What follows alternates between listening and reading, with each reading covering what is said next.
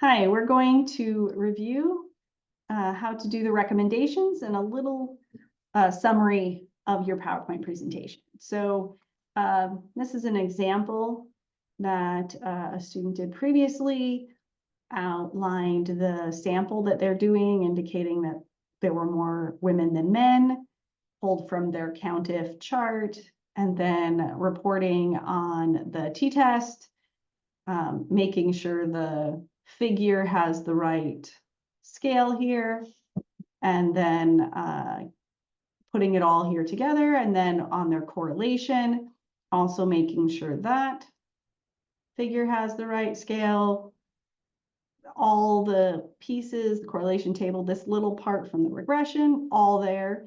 So this summarizes, and then moving to the recommendations.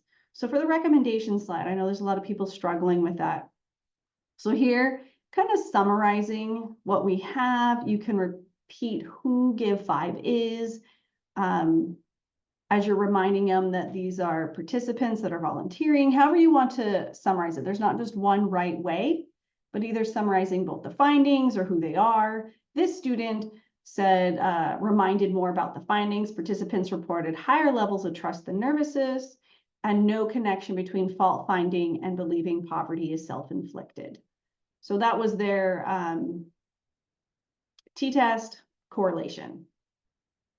Then down below, it starts giving the recommendations based on these. So this first one says, with high levels of seeing themselves as trusting, t-test, it suggested that participants in Give5 be encouraged to participate in volunteer opportunities that show organizations trust them, because again, trust is what was important in theirs, such as working with children, oversight for activities, or be in charge of something.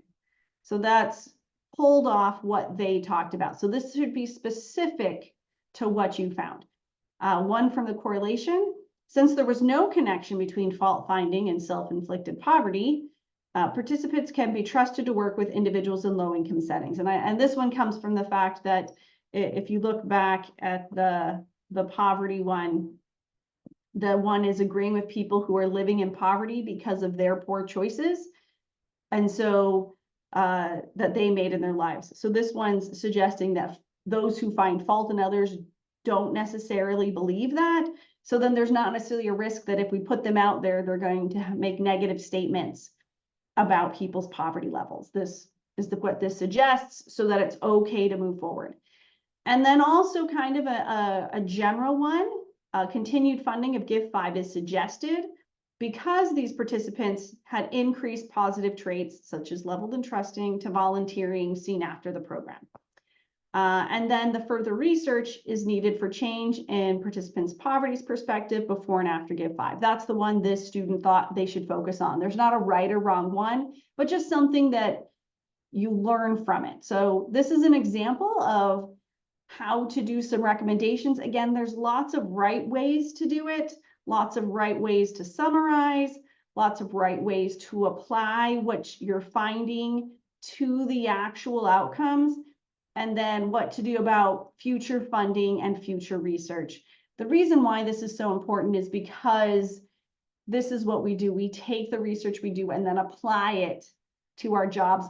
We need to get more funding. Those are the purposes, and that's why.